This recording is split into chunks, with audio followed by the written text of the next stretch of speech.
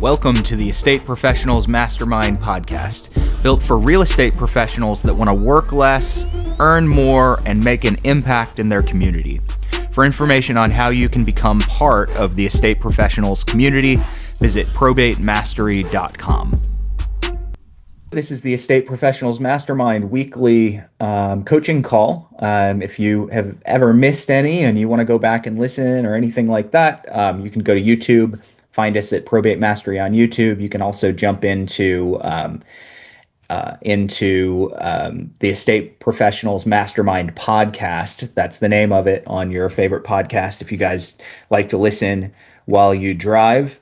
It's been a busy couple of weeks, guys, trying to set up our referral program, make sure that ISA teams and everybody are trained, that marketing is ordered. I'm proud to say that I got my final marketing pieces on Friday, and I had to change things. For those of you that are familiar with the referral partnership program, I did have to change some things away from my local resources, guides, and marketing material into something that would fit more nationwide, and that is officially in my hands. So if you guys are completely unfamiliar with the referral program, I'm just going to mention it really fast.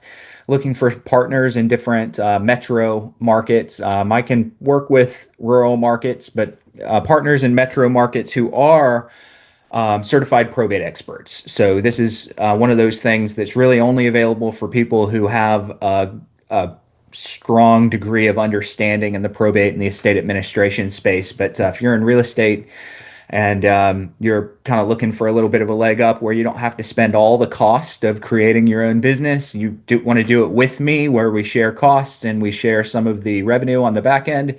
You guys let me know. Reach out to Lou. You can book a discovery call with him by going to probatemastery.com.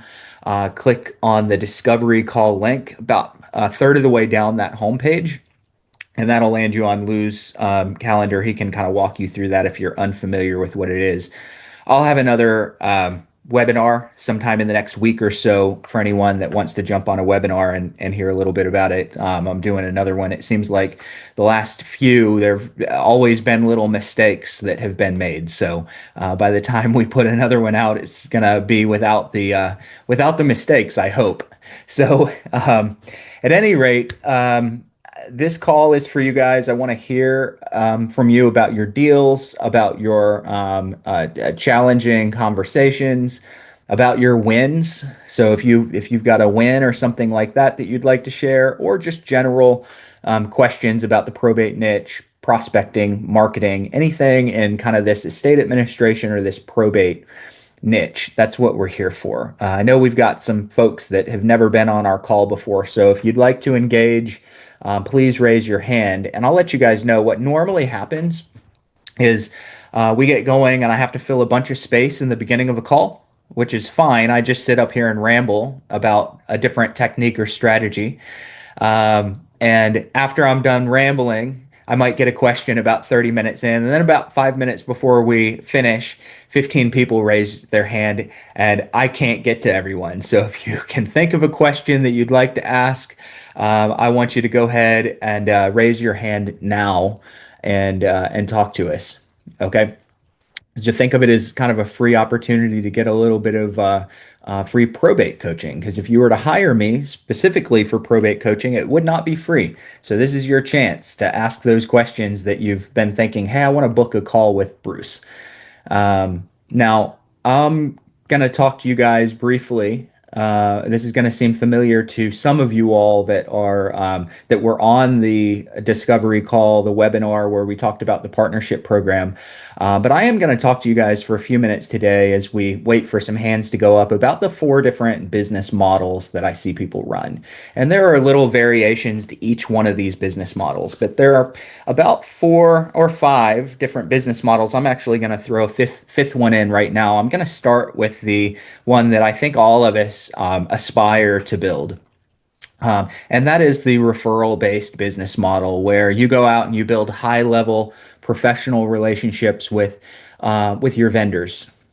We talk a lot about this in the Probate Mastery certification course. You build your vendor network, and that vendor network is going to be comprised of everyone from the locksmith to the funeral director to the estate sale company to the estate administration and probate attorney, and a whole lot of people in between. And you go build those relationships. And this is something that even if you're building one of the other four different types of businesses that I'll talk about next, you should be doing this. You need a really strong vendor network for two reasons. Number one is because your clients that you pick up and you work through the probate process, they need vendors.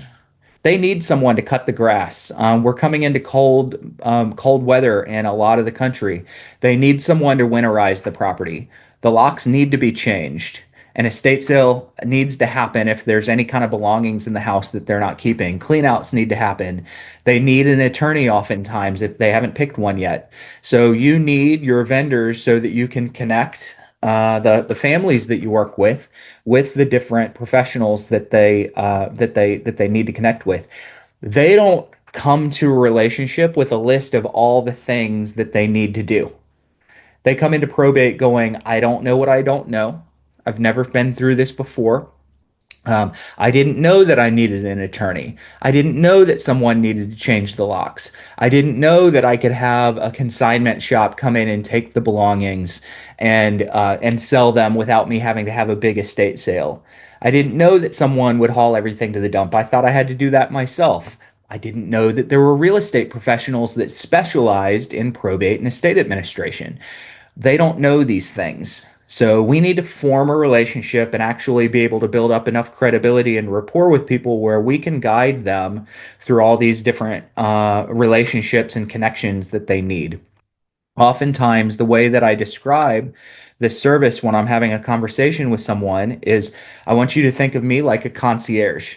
And much like a concierge at a hotel isn't going to charge you extra for making your reservations for you, for getting you tickets to a concert, for telling you what the best restaurants are going to be. I don't charge for my connections and coordination of some of these services. Now, I'm going to pause really quickly. That's what I say to prospects when I'm having a conversation. If you guys want to charge for that type of concierge and coordination service, be my guest. I have no problem with it. A number of people do charge for it. I don't because it allows me to say, now how I put food on my table is through real estate, is through real estate needs. So the only thing that I would ever ask is that I want you to call me and use my connections and my specialty in probate that help you get through the administration process. I would also ask that if real estate is something that you guys have to deal with, you let me or one of my buyers potentially bring you an offer as well. Okay. And almost everyone agrees and understands and will remember you if you offered it like that. Now, when I have those conversations, I don't have boatloads of people that say, I need these 15 different services. So I'm continuing to offer that coordination for free because I know that most people aren't going to use me for everything that I could do for them. If they did use me for everything that I could coordinate for them and do for them through the probate process, I'd probably have to start charging. It would be a full-time job. I would never make anything in real estate because I'd be coordinating estates and probate for everybody. They won't frequently use the services that you're offering, but they will remember that you offered something for free. They'll remember it. They'll trust you more. You'll have more rapport. They're probably going to give you the shot at the real estate when the real estate is needed. So those of you that are like, I don't have time to offer all these services, I think that you do have time to offer those services because most people are not going to use you for it. So that's how I do that. Occasionally, I have someone that uses me a lot, and then when I go on my listing, instead of saying, "Hey, I have a 3% listing," it's, "Hey, I have a 4% listing." All right, I know how much work I put in. My listing price might change a little bit based on how much work the client has taken. So I do end up monetizing the effort that I've put in on the front end. Okay. So your relationship-based business where you're getting referrals from the vendors that you are referring, you're also getting referrals from them. That's the first type of business that I think we should all strive to build. Some people only do a referral-based business. Bill Gross, who's on here very frequently and hosts this call a lot, his business is basically only referral based. He doesn't buy leads. He doesn't send cold mail. He doesn't do cold calls. He builds relationships with vendors, and a lot of times he's interviewing them on his podcast and things like that. And so that's a good, cheap, high effort way of growing the business, but it doesn't cost a lot. It takes some organization, and you're building credibility with the people that make the connection with a family first. So that's the first type of business that you guys can build. And even if you're building one of these four other types, you should also build that referral-based business. So you can do it on its own, or it can be an add-on to one of the other four types of business. So the second type of business that you can run in probate is going to be a male heavy probate business. This takes very little time, cost a little bit of money though. So you're going to buy your leads normally. You could go get your leads for free if you know how to get that through the courthouse. But normally you're going to buy your leads. Let's say you're in a market where your leads are going to cost you $400 or $500. You've got, let's say, 150 leads. Let's just ballpark it. And then you say, "Hey, you know what? I'm afraid of the phone, or I don't have time for the phone, or I don't know how to deal with objections. I don't want to call a grieving family. I'm just gonna mail." Okay, so you can mail. If you guys are going to mail your leads, um, please do yourselves a favor and don't waste money by sending a single mailer. It's a complete waste of money sending a single mailer. Um, so it's one of those things where the middle ground is kind of the kiss of death to your probate business. Now, I'm going to give you guys a quick exception really fast. The single mailer, if you're only ever going to send one piece of mail, it should be hyper aggressive and real estate focused. Hyper aggressive and real estate focused. Hey, I see that you're in the middle of probate. It looks like 123 Main Street's part of the estate. Do you want to sell it? All right. So if you're going to send one mailer, that's the one that I would send because you're going to catch a little bit of low hanging fruit by sending that mail piece. Little bit of low hanging fruit. It's not going to be wildly consistent, but you'll get the people that just inherited a house and they've been planning on getting this house for a while. They're looking at the loss of a loved one as their payday. All right. They're low emotion. They're just like, oh, I just got a payday. So be real estate aggressive if you're going to send a single letter. You'll also catch the people that have inherited a property that have a mortgage that they can't afford. All right. So one letter, that's what I would do. I'm kind of telling you guys that one letter usually doesn't cut it. So if you're hyper real estate aggressive in the beginning of a mail campaign that might be 5 or 6 or 7 mail pieces over a 6 month period, if you're really aggressive in the beginning and you say, I see you're in probate, 123 Main Street's a part of the estate, do you want to sell it? You're going to make a lot of people mad. A lot of people mad. So I prefer if I'm running a legitimate mail campaign not to lead with real estate. Now, I will mention real estate in my mailers. I'll mention it, but I'm not leading with it. What I'm doing is I'm leading with the concierge type of service that helps with the probate process. That's going to soften the message up. Um, it's not great at catching the low hanging fruit, but let's get real. Most people are going to take 6 to 8 months to sell a house in probate. So it really softens your message and it kind of sets you up as the guide and not the shark that's just looking to capitalize on their loss. And that's how you want to position yourself. So we've got a mail forward type of business model. Very few calls, no calls probably. You're spending some money on mailers to all your leads and you're just letting a campaign run. It's not the best for a conversion rate, but you will get conversion. I'm going to tell you guys that are thinking about mail. Mail is unpredictable of when the deals are going to come. There have been times when I've run mail and not called for, let's say, 8 months. 8 months running without a single deal coming into my business, and I'm running a lot of mail. And then all of a sudden, in the eighth month, I get 3 or 4 calls, come list my house. Been getting your mail, come list my house. So it kind of spikes and it bottoms, spikes, bottoms, spikes, bottoms. It's very inconsistent with where that business and when that business is going to come in when you're running exclusively a mailing campaign. So I do want you guys to be aware of that, and don't, if you're doing a mail only campaign, don't get completely disheartened if you run several months without a call, without a call on your mail. I don't like it, but it's not the end of the world. It's kind of to be expected if that's the type of business you're running. All right.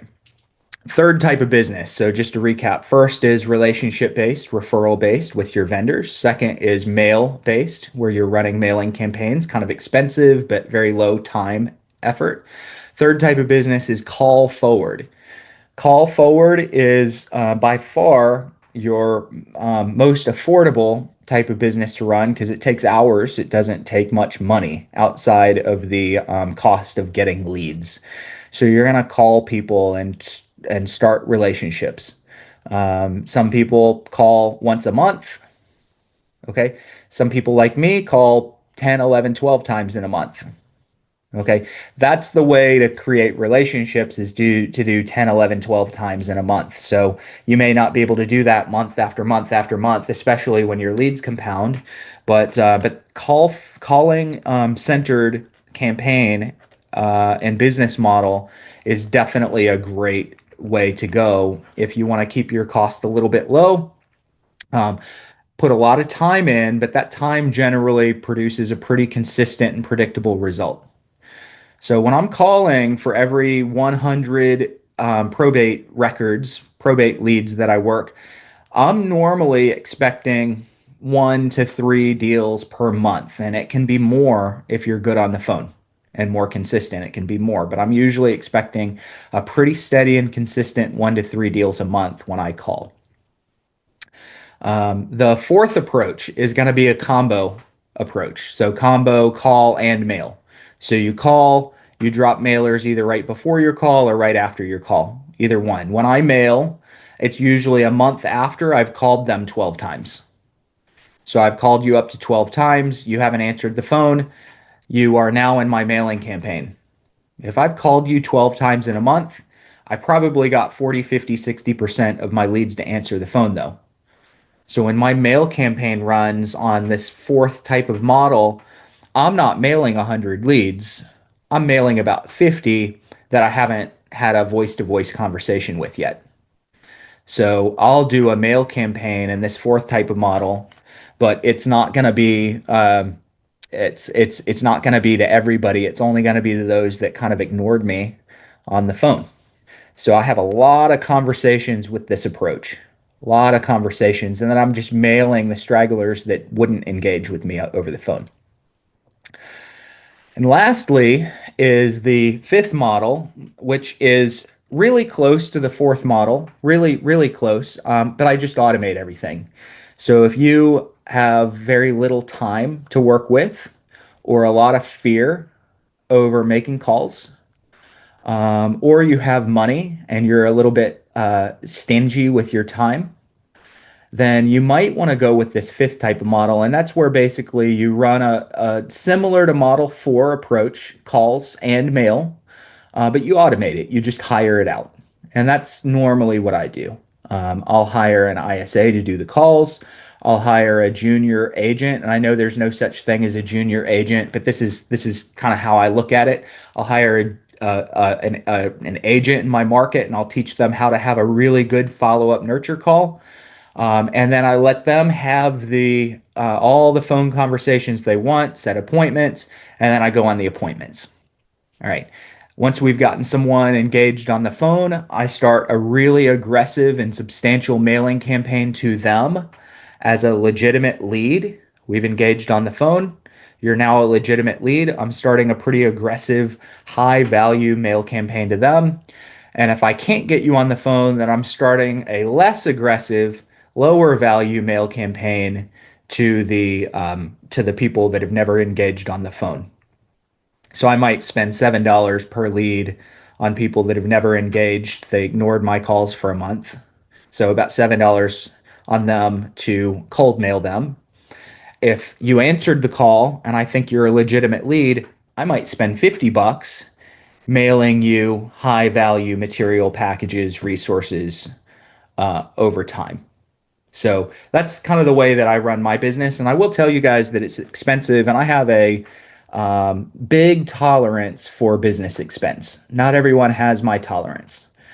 There was a time more than 10 years ago. I don't really want to get back to this point, but more than 10 years ago, there was a time when from month to month, our marketing expense might run $30 to $50,000 on any given month. If that gives you a heart attack, you're probably sane. Okay.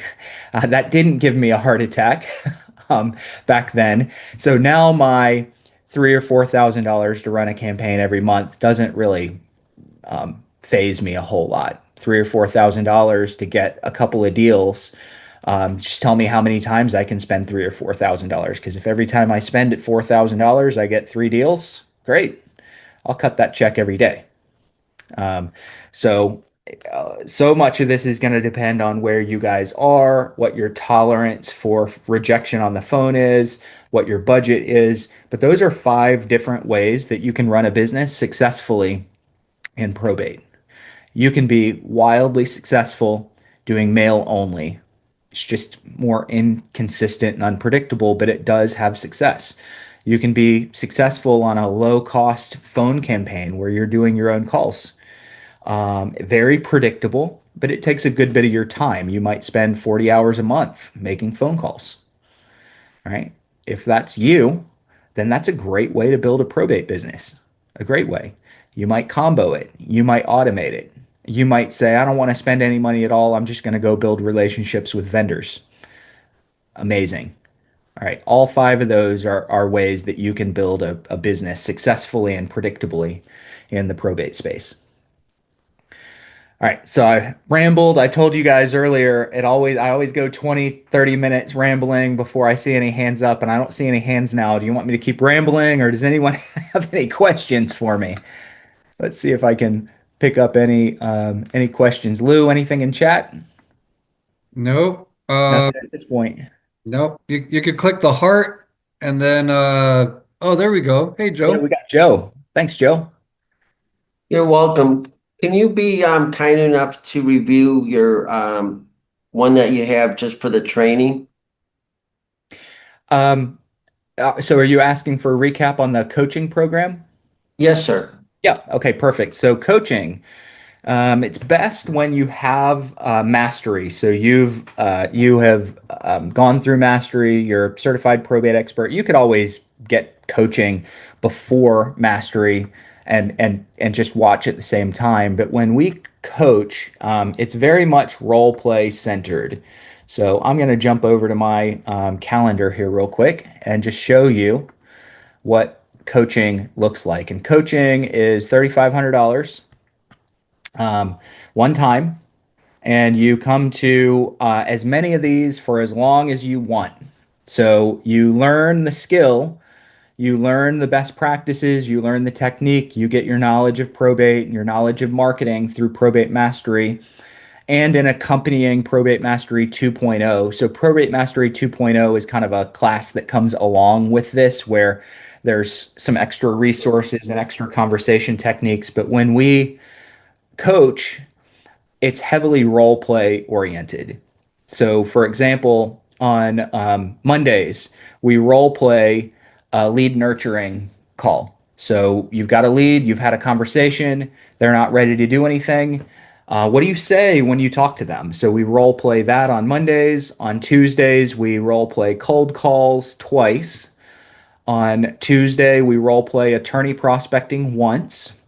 On Wednesday, we role play lead nurturing again. On Wednesday, we cold call role play again. On Thursday, we're doing attorneys again. Thursdays, we're doing appointment strategy. So you're actually role playing an actual at the house appointment, listing appointment, or purchase appointment. And then also on Thursdays, we have an objection role play. So we're very concentrated on making sure that when you're in coaching, you're practicing technique that you should already know the basics of through the class or through things that you've learned before, but we're perfecting it. So we're perfecting it through kind of the nuances that you pick up through role play. So most of the time you're role playing with me, and I'm playing a character for you, and then at a certain point, I say, "Hey, let's stop right now. I've got three or four adjustments." And sometimes your three or four adjustments I'm asking you to change come in your opening.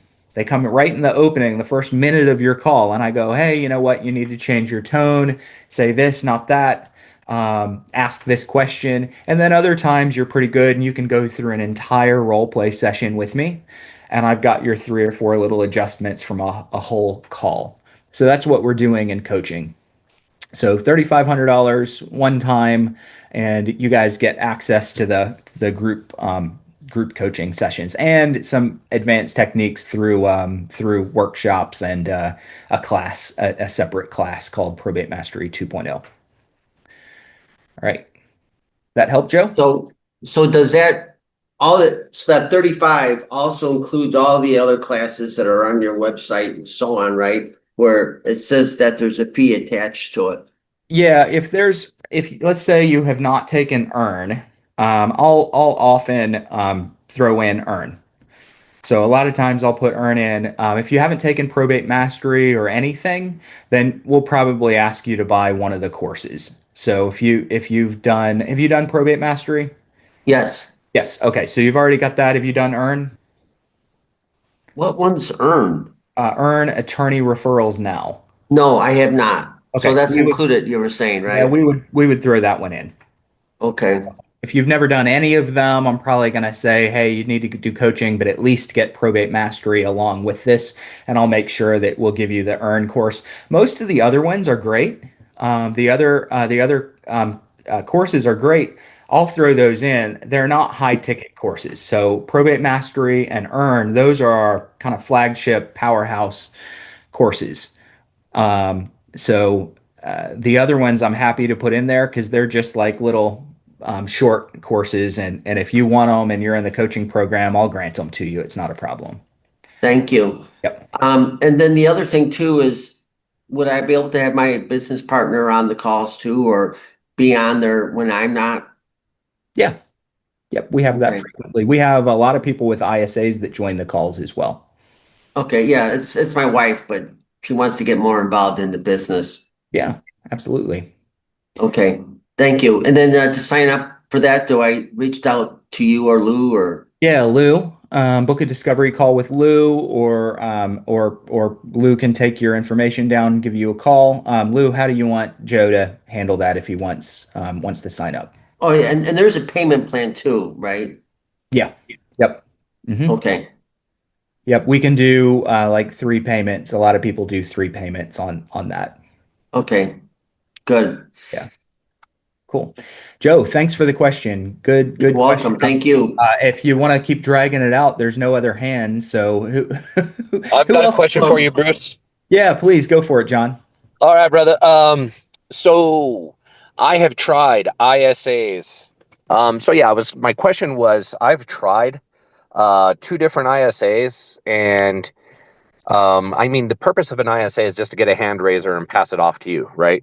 Um, what are your metrics, and what is your what is your evaluation process before you bring one on, and how do you find one? Oh yeah. Yep. So some of you guys know this. I ran an ISA agency for a while. It was tough. It was really tough. In some ways, it was a mistake to run an agency because you're gonna sometimes hire 10 ISAs to find one that's really good. Um, so two, if they weren't getting the response, then there's three possible reasons that an ISA wouldn't get a response. Number one is they're just not capable of having that natural, fluent level conversation with someone in your market. So that it's just not who they are. They're not going to be good at it. Number two, what you're looking for might be wrong. And then I'll go into hiring in a second. So what you're looking for, it's possible that it could be wrong. I don't look for hand raises with my ISAs. I look for a warm body that answers the phone and fits a specific situation. And that situation for me isn't always, yes, I'm selling a house. I don't need, yes, I'm selling a house. I want to talk to someone. For me, they are the personal representative. They do answer the phone. They said that I could send them some resources. So that's my kind of minimum criteria for getting a lead handoff to me. I can get 100 of those in a month. I didn't have to do all the cold calls with people that don't answer. I can focus on the answer. I answer the phone people who do have a house that we know.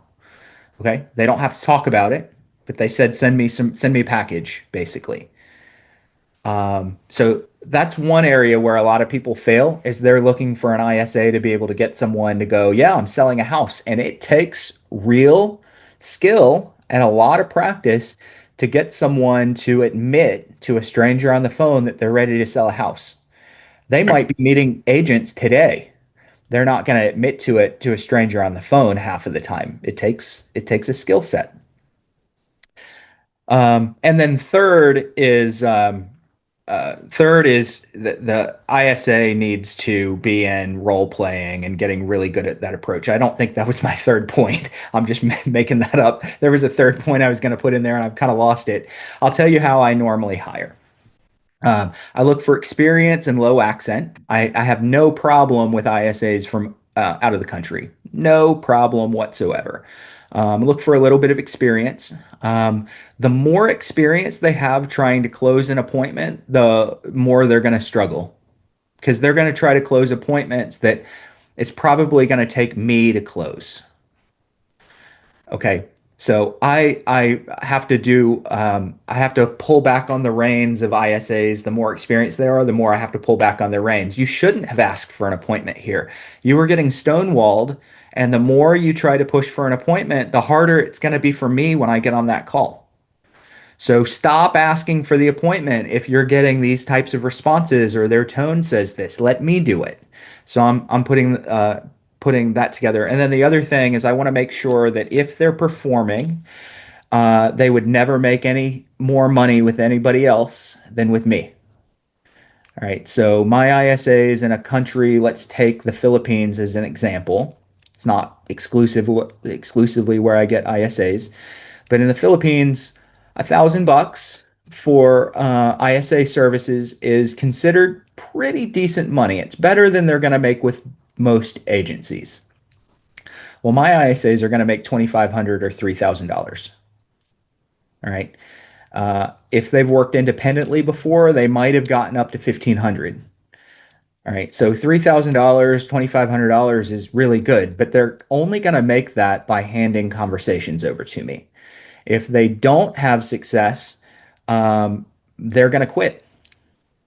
So I'm putting them on a base that after a month or two they can't survive on. And I don't want to pay someone an unsurvivable wage.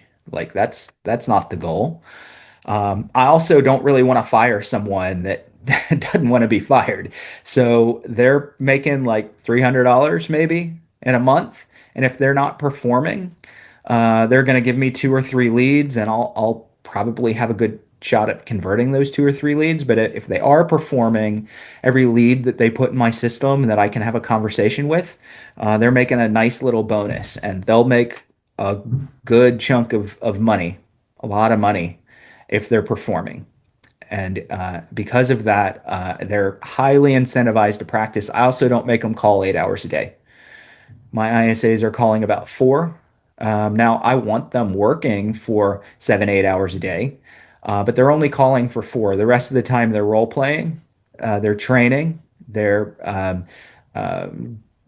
scrubbing leads. They're looking at different things because I think that you can only be fresh on the phone for about 3, 4 hours a day. And after that, you just can't, I can't be fresh anymore if I'm calling more than that.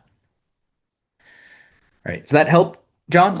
Yeah, yeah, and I guess I've hired two different vendors that were, I think there was no language barrier, but I think it was maybe an expectation barrier, So I think you definitely helped in that respect. So you're saying, um, if I'm just to hear you correctly, you use mostly Philippines ISAs.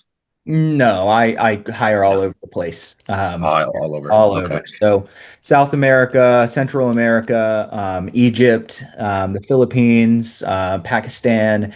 If you seem like a good communicator to me, just Mhm. generally a good communicator, and your accent's not really, really strong, I don't mind an accent. I have no problem. As a matter of fact, half of our agents and investors in this community that do really well have accents, and they're in the States.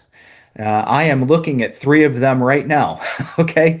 And I've told you guys, you have accents, you live here, you know what you're doing. Who cares if there's an accent if you're competent at communicating? And so that's the biggest thing that I'm looking for is I'm looking for communication competence and EQ on the phone. And then everything else can be trained if they're given enough time to practice and role play. Beautiful. Thank you, man. Absolutely. Yep. Hey guys, I'm butting in here with a quick ask. If you're getting value out of this coaching today, I want to invite you to check out my probate mastery trainings over at www.probatemastery.com. Probate Mastery is for you if you're an agent or an investor that wants to work with motivated sellers that have inherited real estate that they don't need and in many cases can't afford. These sellers are more appreciative, willing to trust your expertise, and less likely to nickel and dime you over commission or price. Why is that? They're often in the middle of a complex probate or an estate administration process, and this means that real estate is very often a burden on them, and they simply need the help. Inside of Probate Mastery, I teach you exactly where to source your leads, how to establish value, and offer your service in a way that quickly makes you, as the professional, your market's expert in the probate space. If you want to know a little bit more, go over to www.probatemastery.com.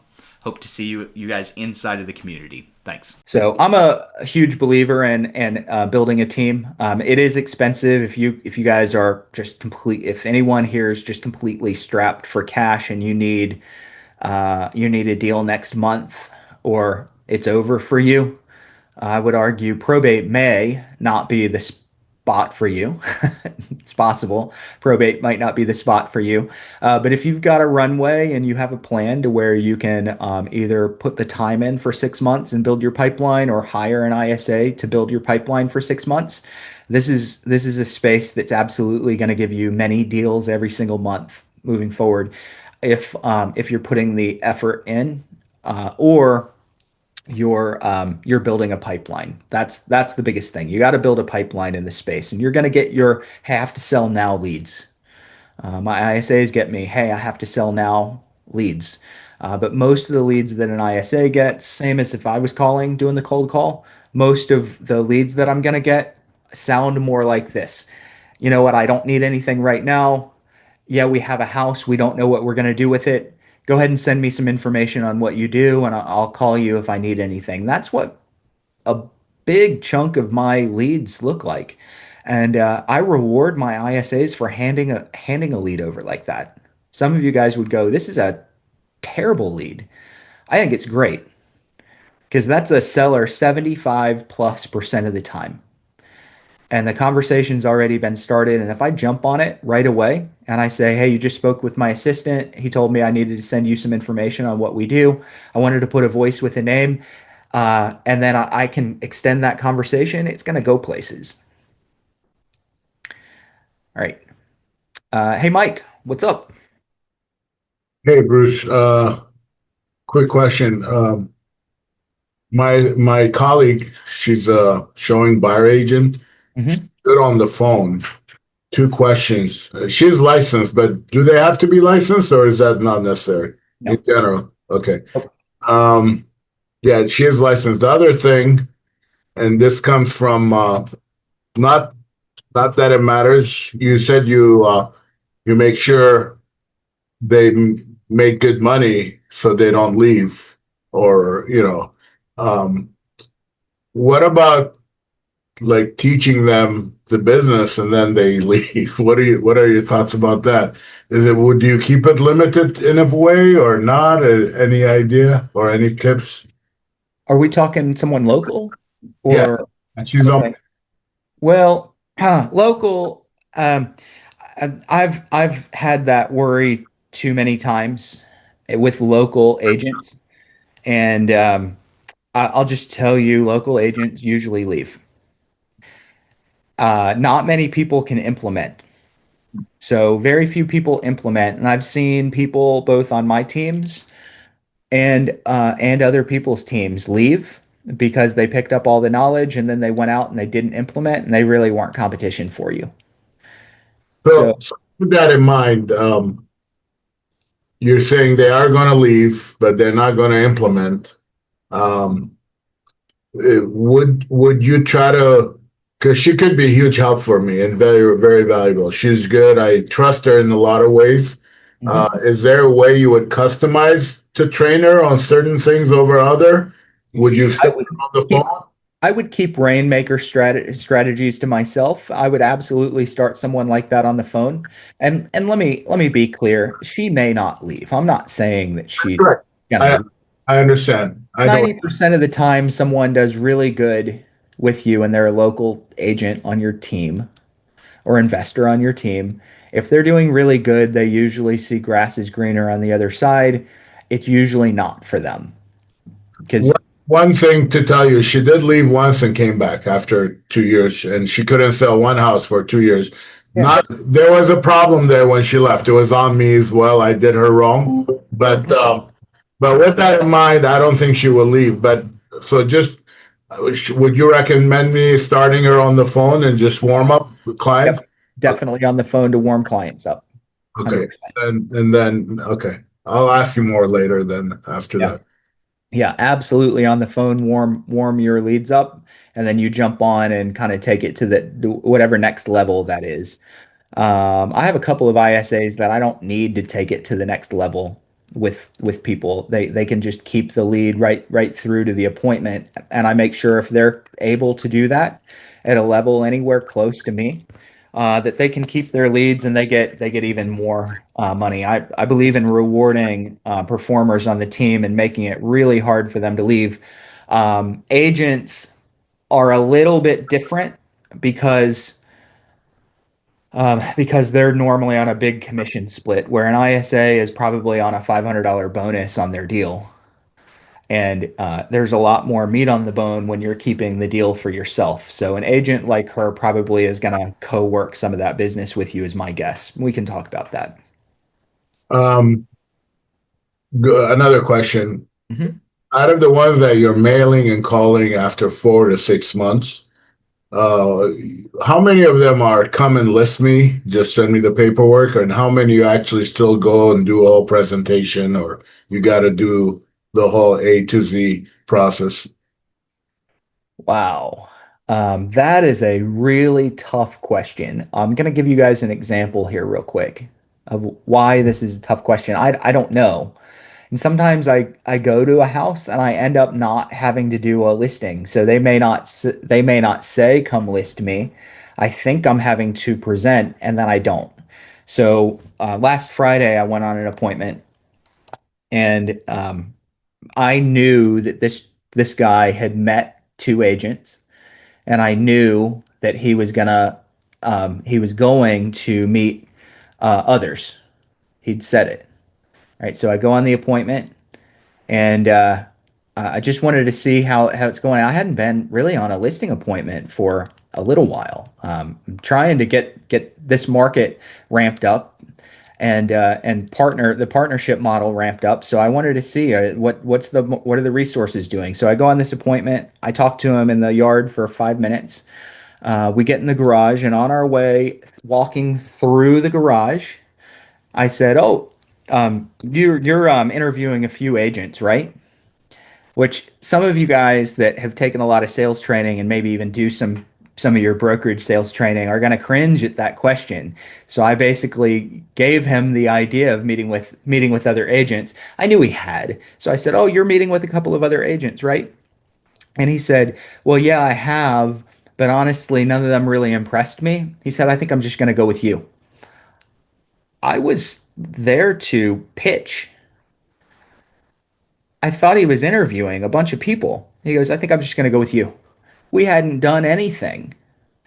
All right. There's times when they don't even say that, but you're in and you're kind of walking through. And then I would go into my pitch. I'd make sure that my presentation was 10 minutes long. So I don't like presentations lasting too long. I'd rather spend some time um, kind of building bond and relationship through the house tour and conversation. And then I'll say, "Hey, if at some point I'm talking and you go, Bruce, I think we just want to work with you, tell me to shut up and I'll grab the listing agreement."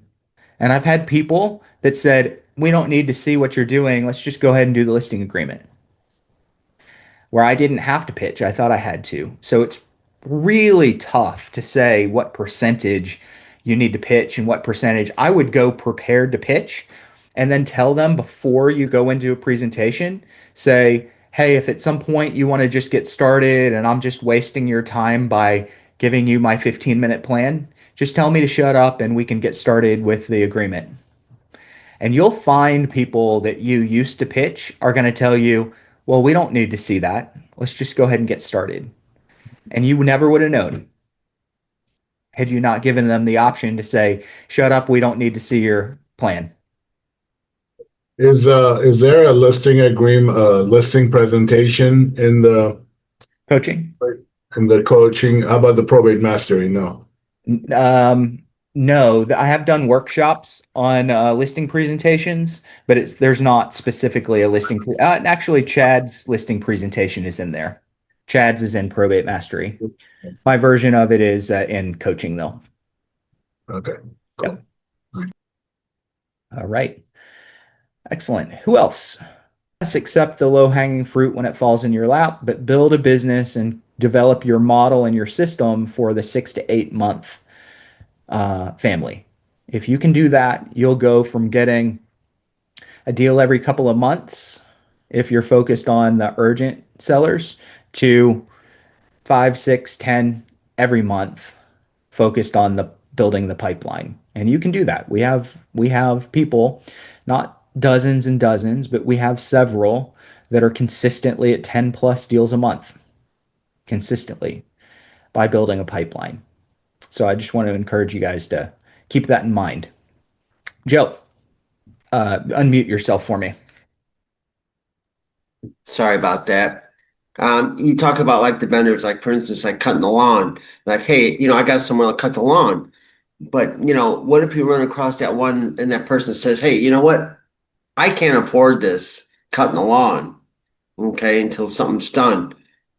I mean, I hate to have it where we're the ones that pay for it. How do you cross that bridge when you come to it? Um, okay, so let's talk about the psychology of the person that can't afford to have someone cut the lawn. If they can't afford someone to cut the grass, can they afford their light bill and their tax bill that's coming up on the house? Maybe they can't. Maybe they can't. So I'm assuming if they can't afford an attorney or a clean out crew or someone to cut the grass or change the locks, if they can't afford that, they probably can't afford the house. So they probably need to sell a lot faster. So normally what I'll do is I'll say, "Hey, once we create a plan for the real estate, I'll just take care of the grass." I do that all the time, all the time. I'll take care of the cleaning. I'll take care of the lock change. I've got a listing agreement. I know it's going to sell. Now, if they list it $1 million and I know it's worth 700, am I going to spend money on those things? No, No. absolutely not. But if it's appropriately priced, I'll cut the grass. Absolutely. I'm not going to do it necessarily before um, I have an agreement in place, though. So I'm not going to necessarily spend my money before I have an agreement. And I have, and there are times when I will in the future. I might send a dumpster over for someone to use and clean out. I use that example because an agent that I won business from one time I showed up to a house and there was a dumpster in the yard, and they said, "Oh yeah, an agent that we talked to sent the big dumpster over, one of those big industrial dumpsters over." And I was like, "Oh, so you're working with an agent?" "Well, no, not yet. We're interviewing." And I interviewed, and they signed the listing with me.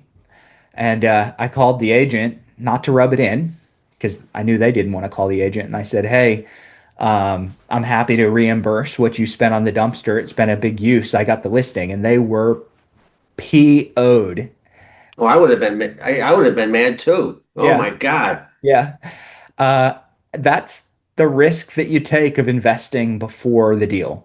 Did he I charge you for the dumpster or no? did he what? Did he charge you for the dumpster? Did you end up paying him? I paid it. Yeah, no, they didn't ask me to pay it. I offered to pay it. But you did pay it. You ended up paying it. He took it. Yeah, I paid it. Yeah, I paid it.